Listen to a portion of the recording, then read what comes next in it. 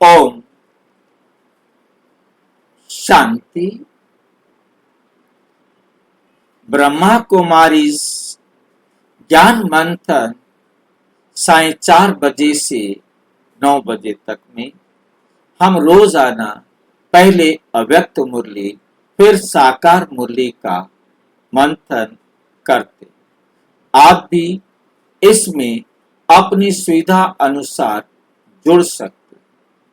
यदि आपको जुड़ने में कोई कठिनाई हो रही है तो सामने इसी वीडियो को देख रहे हैं, लिंक गूगल मीट में दिया, गूगल मीट का लिंक डिस्क्रिप्शन बॉक्स में दिया है, वहां से ले सकते हैं, या सामने आपको चलती हुई लाइन में व्हाट्सएप नंबर दिखाई दे रहा है, वहां से ले सकते हैं।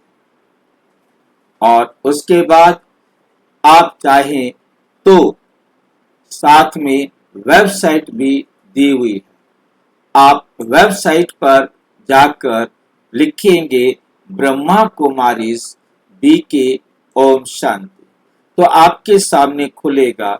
YouTube पर जुड़ना है तो आप यहाँ क्लिक करेंगे तो आप डायरेक्ट YouTube पर जुड़ जाएंगे। और यदि आप YouTube पर जुड़ जाएंगे और यदि आप चाहते हैं कि मुरली पढ़ें तो मुरली पढ़ने के लिए आप यहाँ से डायरेक्ट अपनी भाषा में मुरली पढ़ सकते हैं।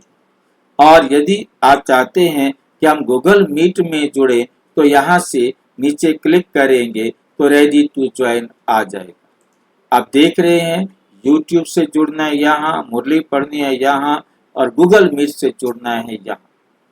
और इसके बाद आप चाहते हैं कि हम आज के प्रश्न पत्र मुरली का रिवीजन करें तो हम आपसे 20 प्रश्न पूछते हैं इसके अंदर, जिनका उत्तर देकर आप अपने आप को जांच सकते हैं कि हमें मुरली कितनी याद है। 5 नंबर एक प्रश्न के मिलते हैं, 20 क्वेश्चन होते हैं। ज्ञान, योग, धारणा, सेवा, इन विषयों पर आप सुविधा से उत्तर देकर अपनी अवस्था देख सकते हैं। ये सब प्लेलिस्ट हैं जिनमें आप वीडियोस देख सकते हैं, और वीडियोस के साथ आप उसका जो टेक्स्ट है, उसका जो गद्य है, चैप्टर है, उस वीडियो में क्या बताया गया है वो लिखा हुआ भी पढ़ सकते हैं। अच्छा,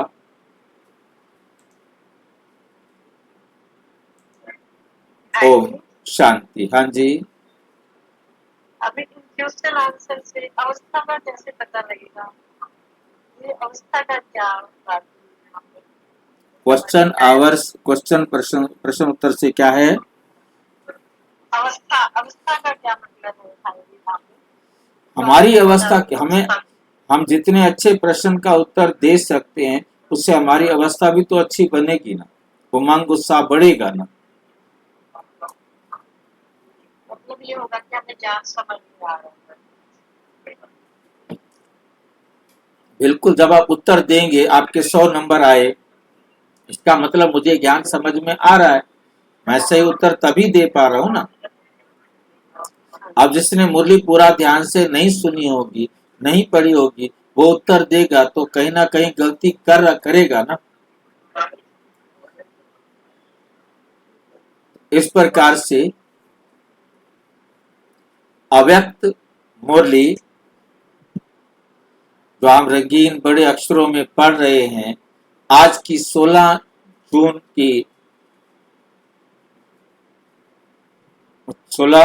1969 की ये मुरली है। बड़े से बड़ा त्याग, अवगुणों का त्याग। बड़े से बड़ा त्याग अवगुणों का त्याग है।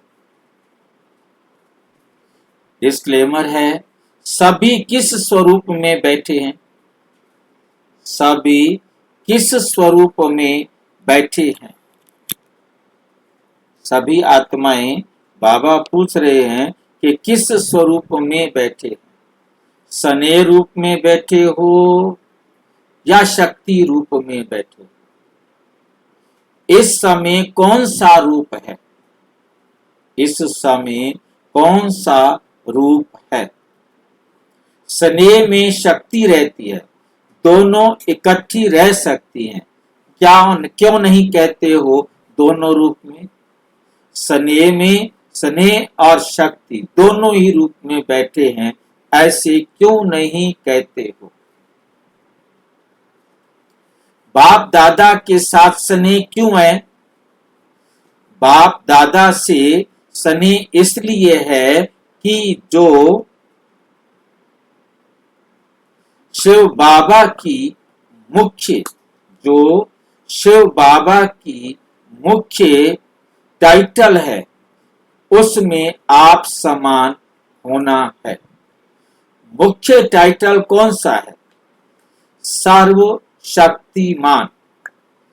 तो सिर्फ स्नेह तो जो होता है तो वे कभी टूट भी सकता है, लेकिन स्नेह की शक्ति दोनों का जहां मिलाप होता है वहां आत्मा और परमात्मा का मिलाप भी अविनाशी अमर रहता।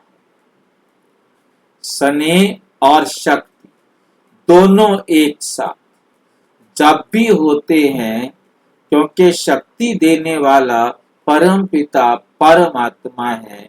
जब हमने बाबा से स्नेह कर शक्ति का अनुभव किया तो वो हमारा है आत्मा और परमात्मा का मिलाप, और वो भी अविनाशी अमर रहता है। तो अपने इस मिलन को अविनाशी बनाने के लिए क्या साधन करना पड़ेगा? स्नेह और शक्ति दोनों का मिलाप अपने अंदर करना पड़ेगा, तब कहेंगे आत्मा और परमात्मा का मिलाप। मेले में तो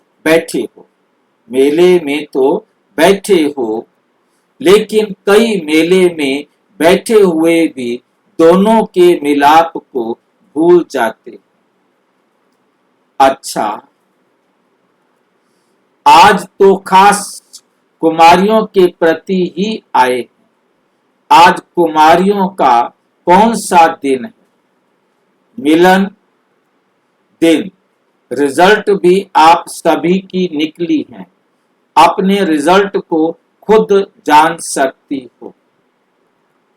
त्रिकालदर्शी बनी हो। इस ग्रुप से नंबर 1 कुमारी कौन निकली है? चंद्रिका। जानते हैं चंद्रिका को?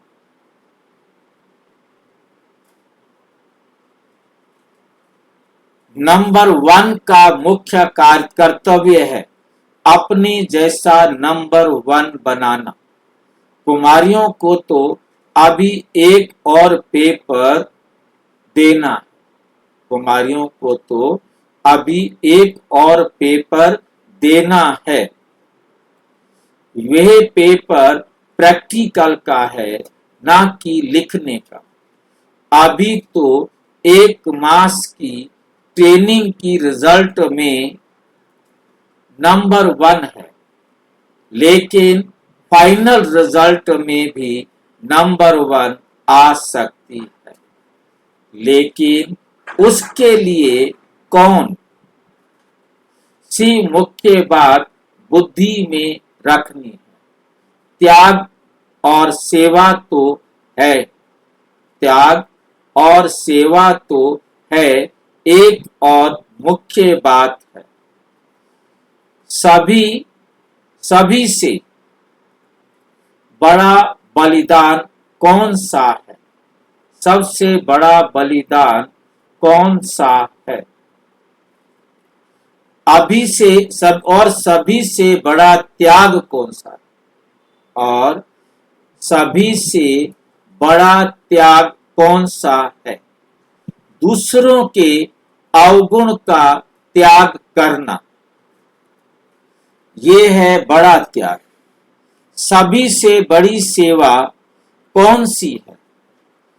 जो श्रेष्ठ सेवाधारी होंगे वह मुख्य कौन सी सेवा करेंगे? जो तीव्र पुरुषार्थी होंगे, वे तीव्र पुरुषार्थ का सबूत क्या दिखाएंगे? तीव्र पुरुषार्थ का सबूत क्या दिखाएंगे? कोई भी सामने आए तो एक सेकंड में उनको मर जीवा बनाना। कहते हैं ना, एक धक से मर जीवा, एक धक से मर जीवा बनना, जिसको झाटकू कहते हैं। अधूरा नहीं छोड़ना, अधूरा नहीं छोड़ना। श्रेष्ठ सेवा यह है जो उनको झट झाटकू बना देना। अभी तो आप तीर मारते हो, बाहर फिर जिंदा हो जाते।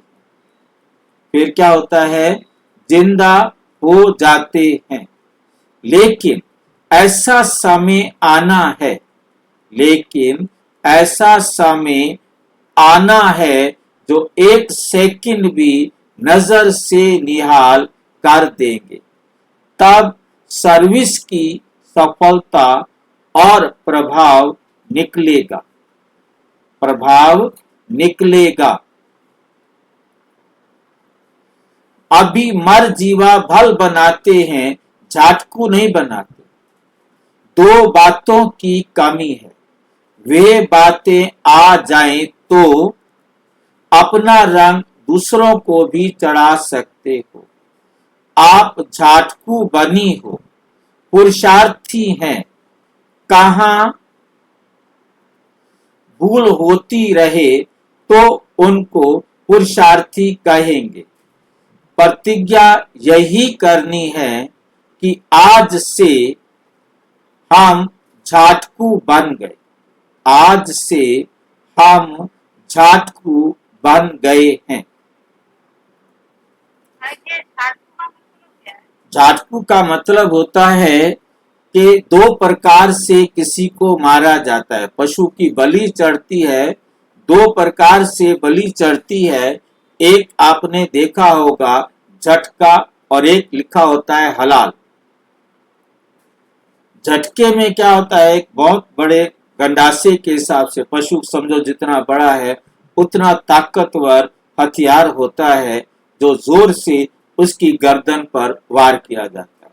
अब भैंसे को मारना है तो एक ऐसा चाहिए कि एक ही झटके में गर्दन कट जाए।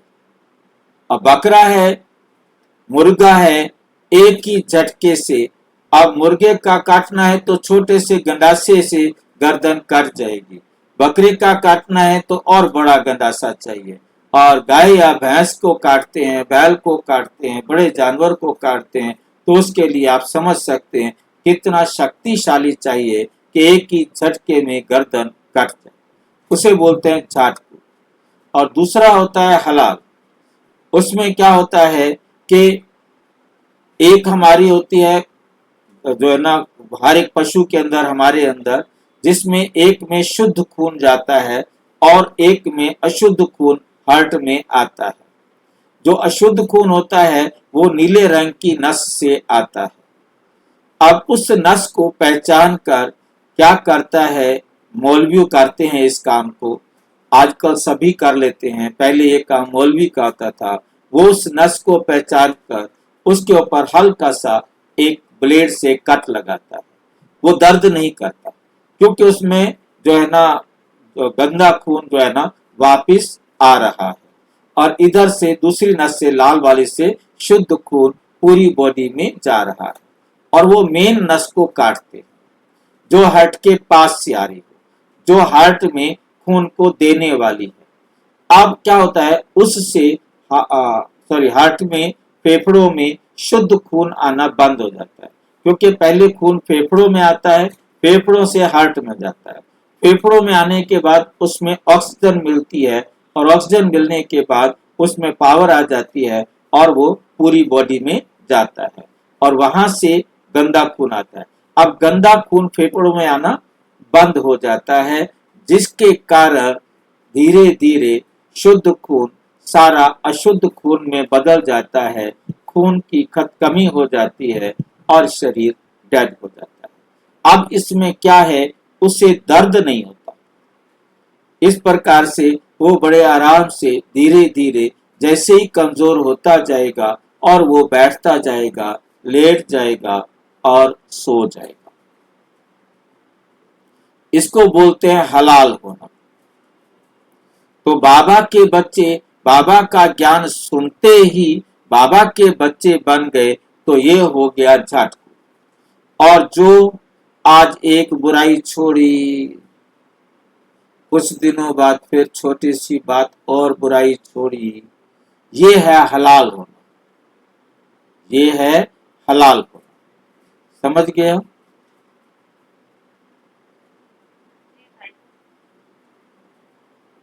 फिर जिंदा नहीं होंगे पुरानी दुनिया में। झाटकू जो है वो मर गए, फिर जिंदा नहीं होंगे पुरानी दुनिया में।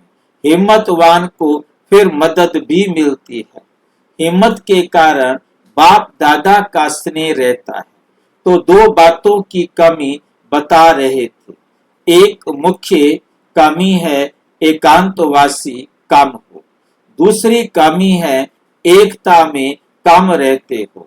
एकता और एकांत में बहुत थोड़ा फर्क है। एकांत स्थूल भी होती है, सूक्ष्म भी होती है। इसमें दोनों की आवश्यकता है। एकांत के आनंद के अनुभवी बन जाए तो फिर बाहर मुक्ता अच्छी नहीं लगेगी। अभी बाहर मुक्ता में सभी को इंटरेस्ट जास्ती जाता है। इन दो बातों की मेजॉरिटी में कमी है। अव्यक्त स्थिति को बढ़ाने के लिए इसकी बहुत आवश्यकता है। इससे ज्यादा एकांत में रुचि रखनी है। कुमारियों को अब जाना है प्रैक्टिकल कोर्स देने। अब कुमारियों को 3 सौगात देनी है। सौगात है स्नेह की निशानी। तो तीनों संबंध से 3 सौगात देते हैं जो कभी भूलना नहीं है। बाप दादा की सौगात सदा अपने साथ रखना। सौगात छिपाकर रखनी होती है ना। तो बाप के रूप में एक शिक्षा की सौगात याद रखना। क्या शिक्षा देते हैं कि सदैव बाप दादा और जो निमित्त बनी हुई बहनें हैं और जो भी देवी परिवार है, उन सब से आज्ञाकारी वफादार बन करके चलना है। ये है बाप के रूप में शिक्षा की सौगात। फिर टीचर के रूप में कौन सी शिक्षा की सौगात देते हैं? शिक्षा को ग्रहण किया जाता है ना। जहां भी जाओ तो टीचर के रूप में एक तो ज्ञान ग्रहण, दूसरा गुण ग्राहक। ये शिक्षा हमेशा याद रखना। और गुरु के रूप से यही शिक्षा है, सदैव एक मत होना, एक रस और एक की ही याद में रहना। विष्णु को जो अलंकार दिखाए हैं वे अभी शक्ति रूप में धारण करने। ये अलंकार सदैव अपने सामने रखो। ये है बाप, टीचर और गुरु, तीनों संबंध से शिक्षा की सौगात, खास कुमारियों प्रति। अब देखेंगे कौन कौन इस सौगात को साथ रखते हैं। वे लोग भी रिफाइन बॉम्ब्स बना रहे हैं ना। तुमको भी अब रिफाइन बॉम्ब्स गिराने हैं। चीटी मार्ग की सर्विस बहुत की। बम गिराने से झट सफाई हो जाती है। तो विशेष आवाज फैलाने की सर्विस करनी है, उसको बम गिराना कहते हैं। जितना जो रिफाइन होंगे उतना रिफाइन बम फेंकेंगे। और तो औरों पर तभी ऑलराउंडर बनना है। जितना जितना बनेगी उतना उतना नजदीक आएंगे। सतयुगी परिवार के ऑलराउंड चक्र लगाकर अपना शो दिखाना, तब है ट्रेनिंग की रिजल्ट। प्रैक्टिकल कोर्स के बाद फिर रिजल्ट देखेंगे। अभी फिर 1 मास के बाद मधुबन में आओ तो अकेले नहीं आना। अभी ट्रेनिंग पूरी नहीं है, प्रैक्टिकल अभी है। अकेला कोई को लौटना नहीं है, कोई ना कोई का पंडा बनकर आना है, यात्री ले आना है। बाप दादा की इन कुमारियों में बहुत उम्मीद है।